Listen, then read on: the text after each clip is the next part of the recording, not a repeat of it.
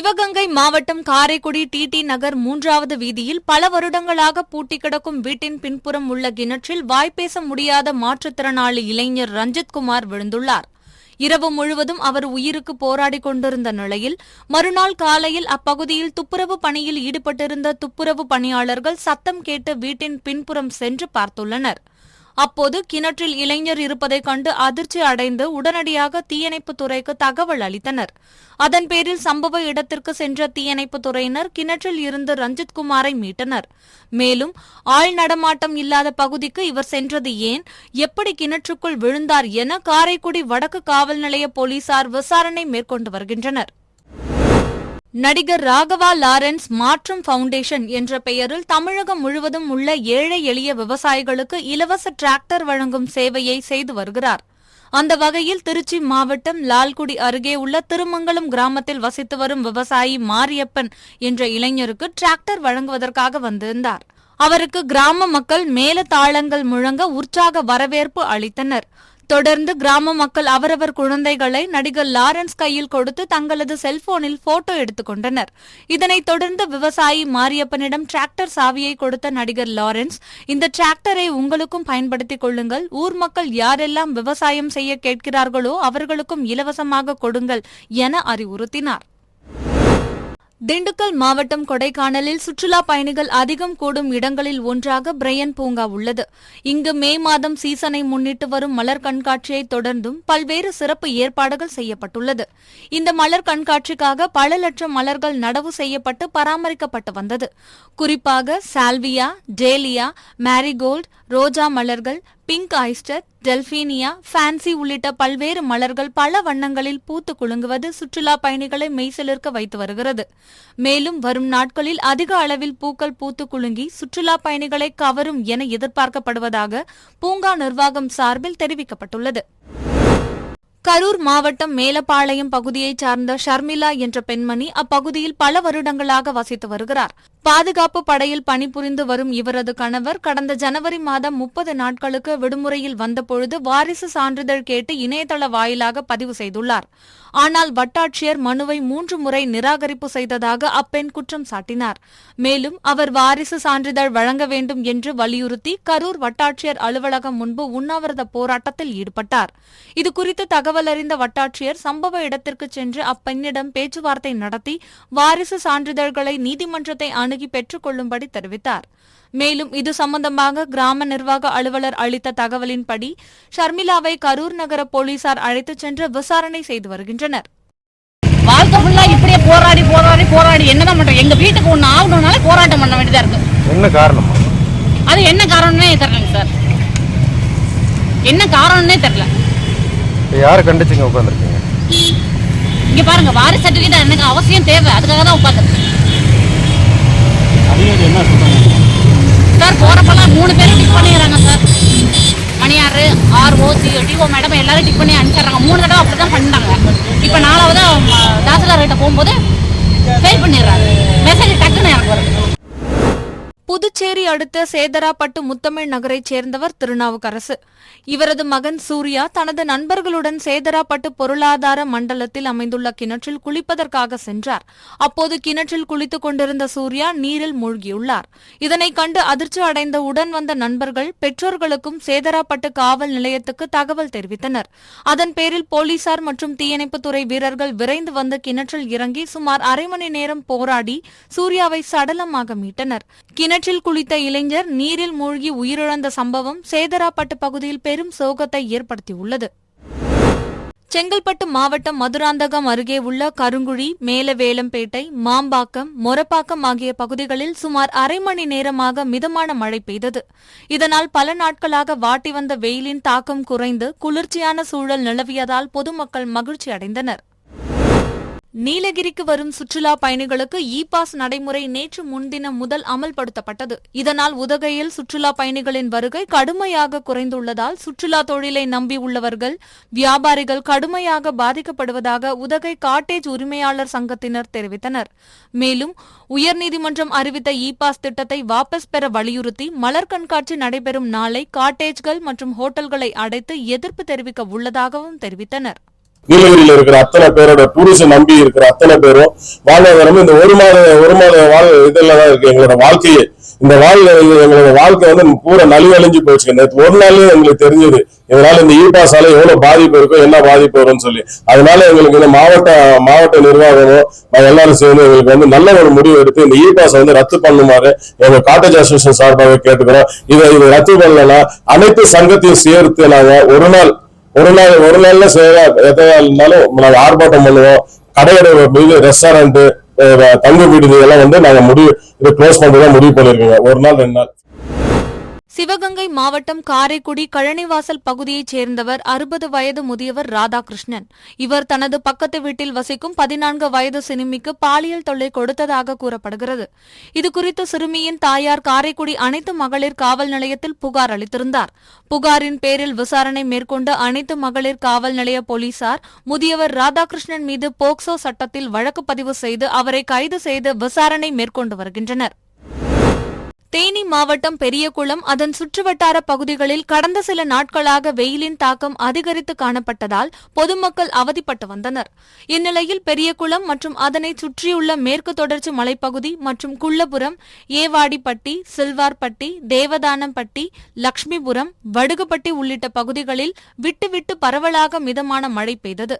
1 மணி நேரத்திற்கு மேலாக பெய்த மிதமான கனமழையால் சாலைகளில் நீர் பெருக்கெடுத்து ஓடியதோடு வெப்பம் தணிந்து குளிர்ச்சியான சூழல் நிலவியதால் பொதுமக்கள் மற்றும் விவசாயிகள் மகிழ்ச்சி அடைந்தனர்.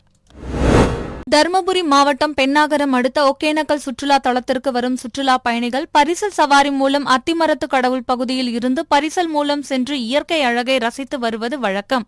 இந்நிலையில் படிக்கட்டுகள் உடைந்திருந்த நிலையில் அதனை சரி செய்து புதிய படிக்கட்டுகள் அமைக்கும் பணி நடைபெற்று வந்தது. இப்பணியின் காரணமாக சுமார் 2 மாதங்கள் பரிசல் சவாரி நிறுத்தப்பட்டிருந்தது. தற்போது பராமரிப்பு பணிகள் முடிவடைந்த நிலையில் இன்று முதல் பரிசல் சவாரி மீண்டும் தொடங்கியுள்ளது. பரிசல் சவாரி துவங்கியதில் இருந்து சுற்றுலா பயணிகள் ஆர்வத்துடன் பரிசலில் சென்று மகிழ்கின்றனர். புதுச்சேரியில் கடந்த 6ஆம் தேதி 12ஆம் வகுப்பு பொதுத் தேர்வு முடிவுகள் வெளியானது.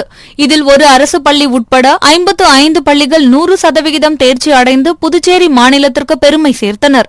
இந்நிலையில் திருபுவனை காவல் உதவி ஆய்வாளர் இளங்கோ, மதகடிப்பட்டு கலைஞர் கருணாநிதி அரசு மேல்நிலைப் பள்ளி மற்றும் திருவண்டார் கோவில் அரசு பெண்கள் மேல்நிலைப் பள்ளி ஆகியவற்றில் படித்து முதல் 3 இடங்களை பிடித்த மாணவ மாணவிகளை கௌரவிக்கும் வகையில் அவர்களை காவல் நிலையம் அழைத்து வந்து பொன்னாடை அணிவித்து கௌரவப்படுத்தினர்.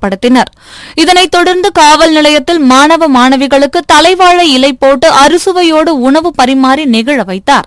12ஆம் வகுப்பில் சாதனை படைத்த அரசு பள்ளி மாணவ மாணவிகளுக்கு தலைவாழை இலை போட்டு அறுசுவையோடு விருந்து வழங்கி கௌரவித்த காவலர்களின் செயல் பொதுமக்கள் மத்தியில் நெகிழ்ச்சியை ஏற்படுத்தியுள்ளது. சிவகங்கை மாவட்டம் கல்லல் அருகே கோவினிப்பட்டி கிராம ஆற்றில் சிலர் சட்டவிரோதமாக மணல் அள்ளுவதாக கல்லல் காவல் நிலையத்திற்கு ரகசிய தகவல் கிடைத்தது. அதன் பேரில் சருகணி ஆற்று பகுதியில் சோதனையில் ஈடுபட்ட போலீசார் ஆற்றில் சட்டவிரோதமாக மணல் அள்ளிக் கொண்டிருந்த 2வரை பிடித்து விசாரணை செய்தனர். அதில் அவர்கள் நாட்டரசன் கோட்டையைச் சேர்ந்த பாண்டியராஜன் மற்றும் கார்த்திகேயன் என்பது தெரியவந்தது.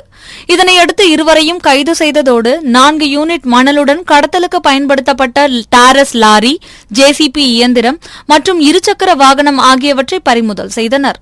மேலும் மணல் கடத்தலுக்கு உடந்தையாக இருந்த நாட்டரசன் கோட்டையைச் சேர்ந்த ராமசாமி, நவீன் மற்றும் கோவினிப்பட்டி கிராமத்தைச் சேர்ந்த வாஷிங்டன் ஆகியோரை போலீசார் தீவிரமாக தேடி வருகின்றனர். தேனி மாவட்டம் கம்பம் இந்திய தௌஹீத் ஜமாத் பள்ளி வளாகத்தில் கோடை விடுமுறையை பயனுள்ளதாக்க மாணவ மாணவிகளுக்கு நல்லொழுக்க பயிற்சி நடைபெற்றது. ஒழுக்கத்துடன் நடக்க வேண்டும், சுய ஒழுக்கங்கள், போதை பழக்கங்களில் இருந்து மாணவர்களை தற்காத்துக் கொள்வது, சமுதாயத்தில் நல்ல பண்புகளை வளர்ப்பது குறித்து இஸ்லாமிய அறிஞர்களை கொண்டு பாடம் நடத்தப்பட்டு குரான், சுறாக்கள் மனனம், ஹதீஸ், துவா உள்ளிட்ட பயிற்சிகள் அளிக்கப்பட்டது. இதனைத் தொடர்ந்து இறுதியாக மாணவர்களுக்கு தேர்வுகள் நடத்தப்பட்டு அதிக மதிப்பெண்கள் எடுத்த மாணவ மாணவிகளுக்கு இந்திய தௌஹீத் ஜமாத் மாநில செயலாளர் முகமது யூசுப் பரிசுகளும் பாராட்டு சான்றிதழும் வழங்கினார். காஞ்சிபுரம் மாவட்டம் ஸ்ரீபெரும்புதூர் பட்டுநூல் சத்திரம் பகுதியில் வசித்து வருபவர் உமா மகேஸ்வரன். இவருக்கு சொந்தமாக திருத்தணி வட்டம் வீரராகவபுரம் கிராமத்தில் 4 ஏக்கரில் பூர்வீக சொத்து உள்ளது. இந்நிலையில் இவருக்கு வாரிசுகள் இல்லாததால் இவரது உறவினர்கள் போலி ஆவணம் தயாரித்து அந்த இடத்தை ஆக்கிரமித்ததுடன் அவருக்கு சொந்தமான இடத்திலிருந்து அவரை விரட்டி அடித்துள்ளனர். இதனால் அவர் ஸ்ரீபெரும்புதூரில் வாடகை வீட்டில் குடியிருந்து வருகிறார். இந்நிலையில் தனது நிலத்தை மீட்டுத் தரக்கோரி உமா மகேஸ்வரன் தனது மனைவியுடன் மாவட்ட ஆட்சியர் அலுவலகத்திற்கு சென்று புகார் மனு அளித்தார். இதுகுறித்து உரிய நடவடிக்கை எடுப்பதாக அதிகாரிகள் உறுதி அளித்ததைத் தொடர்ந்து அங்கிருந்து சென்றனர். கிருஷ்ணகிரி மாவட்டம் போச்சம்பள்ளி அரசு மருத்துவமனையில் வெப்ப முன்னெச்சரிக்கை மேற்கொள்ளும் ஒத்திகை பயிற்சி நடைபெற்றது. இதில் போச்சம்பள்ளி தீயணைப்பு நிலையத்தின் சிறப்பு நிலைய அலுவலர் ஆனந்தன் கலந்து கொண்டு மருத்துவர்கள், செவிலியர்கள், மருத்துவமனை ஊழியர்கள் மற்றும் நோயாளிகள் ஆகியோரிடையே தீ தடுப்பு முறைகள், தீ தடுப்பின் முக்கிய நோக்கங்கள், தீயினால் ஏற்படும் பொருளாதார நட்டங்கள் குறித்து எடுத்துரைத்தார். மேலும் வீட்டின் சமையல் எரிவாயு மின்கசிவு ஏற்பட்டால் விபத்து ஏற்படாமல் எவ்வாறு தடுக்கலாம் என்பதையும், எண்ணெயால் ஏற்படும் தீயை எவ்வாறு அணைப்பது என்பதையும் செயல்முறை விளக்கத்தினை முன்னணி தீயணைப்பாளர்கள் குழுவினர் விளக்கினர். கடலூர் மாவட்டம் விருத்தாச்சலம் நகராட்சிக்குட்பட்ட வடக்கு பெரிய நகரில் அமைந்துள்ள நகராட்சி பூங்காவில் விருத்தாச்சலம் உட்கோட்ட காவல்துறை கண்காணிப்பாளர் ஆரோக்கியராஜ் தலைமையில் நடைபயிற்சி மற்றும் வீடுகளில் கண்காணிப்பு கேமரா பொருத்துதல் தொடர்பான விழிப்புணர்வு நிகழ்ச்சி நடைபெற்றது. இந்த விழிப்புணர்வு நிகழ்ச்சியில் விருத்தாச்சலம், கம்மாபுரம், கருவேப்பிலங்குறிச்சி, ஆலடி, மங்கலம்பேட்டை உள்ளிட்ட காவல் நிலையங்களைச் சேர்ந்த காவலர்கள் கலந்து கொண்டு நகராட்சி பூங்காவில் தொடங்கி 4 வீதிகளையும் சுற்றி வந்து பொதுமக்களிடையே விழிப்புணர்வு ஏற்படுத்தினர். அப்போது ஓய்வு பெற்ற காவலர் தமிழரசன் உடல் ஆரோக்கியம் பற்றிய யோகா பயிற்சியினை செய்து காண்பிக்க அதனை பின்பற்றி அனைவரும் யோகாசனம் செய்தனர். சேலம் மாவட்டத்தில் கடந்த 1 மாதமாக 110 டிகிரி வரை வெப்பம் பதிவாகி வந்த நிலையில் ஏற்காடு பகுதிகளிலும் அதிகப்படியான வெப்பம் நிலவி வந்தது. இந்நிலையில் ஏற்காட்டில் கடந்த 2 நாட்களாக பரவலாக மழை பெய்தது. இதனால் ஏற்காடு அண்ணா பூங்கா, ஏரி பூங்கா, படகு இல்லம் உள்ளிட்ட பகுதிகளுக்கு வரும் சுற்றுலா பயணிகள் குளிர்ச்சியான சூழலை அனுபவித்து வருகின்றனர். மதுரை மாவட்டம் திருமங்கலத்தை அடுத்த குராயூர் பெரிய கண்மாயில் 5 ஆண்டுகளுக்கு பிறகு மீன்பிடி திருவிழா நடைபெற்றது. இந்த மீன்பிடி திருவிழாவில் அவற்றை குராயூர், மொச்சுக்குளம், சென்னம்பட்டி உள்ளிட்ட 20க்கும் மேற்பட்ட கிராமப்புறங்களில் இருந்து வந்த சிறுவர்கள் முதல் பெரியவர்கள் வரை ஆர்வமுடன் மீன் பிடித்தனர். இதில் குரவை, கெளூர், கட்லா, கெண்டை உள்ளிட்ட பல்வேறு வகையான மீன்கள் கிடைத்தன. இதனை ஏராளமானோர் பிடித்துச் சென்று மகிழ்ந்தனர். சென்னையில் இருந்து திருச்சி நோக்கி தனியார் குளிர்சாதன சொகுசு பேருந்து ஒன்று சென்று கொண்டிருந்தது. அப்போது திருச்சி மாவட்டம் சிறுகனூர் அருகே சென்னை திருச்சி தேசிய நெடுஞ்சாலையில் சென்று கொண்டிருந்த போது அதே திசையில் முன்னால் சவுக்கு மரங்களை ஏற்றிக்கொண்டு சென்ற லாரியின் பின்னால் சொகுசு பேருந்து எதிர்பாராத விதமாக மோதியது. இதில் பேருந்தின் முன்பக்கம் முற்றிலும் உடைந்து சேதமடைந்தது. மேலும் லாரி நிலை தடுமாறி சாலை ஓர பள்ளத்தில் கவிழ்ந்தது. இந்த விபத்தில் பேருந்தில் சென்ற ஓட்டுநர் உள்ளிட்ட 15 பேர் படுகாயமடைந்தனர். விபத்து குறித்து தகவல் அறிந்த சிறுகனூர் போலீசார் சம்பவ இடத்திற்கு சென்று விபத்தில் படுகாயமடைந்தவர்களை மீட்டு சிகிச்சைக்காக மருத்துவமனைக்கு அனுப்பி வைத்தனர். மேலும் விபத்து குறித்து சிறுகனூர் போலீசார் வழக்கு பதிவு செய்து விசாரணை நடத்தி வருகின்றனர். ராமநாதபுரம் மாவட்டம் முதுகுளத்தூர் பேருந்து நிலையம் அருகில் மக்களின் தாகம் தீர்ப்பதற்காக முதுகுளத்தூர் திமுக மத்திய ஒன்றிய கழகம் சார்பில் நீர்மோர் பந்தல் அமைக்கப்பட்டது. இதனை பிற்படுத்தப்பட்டோர் நலத்துறை அமைச்சர் ராஜகண்ணப்பன் திறந்து வைத்து பொதுமக்களுக்கு சர்பத், தர்பூசணி, வெள்ளரிக்காய் போன்றவற்றை வழங்கினார்.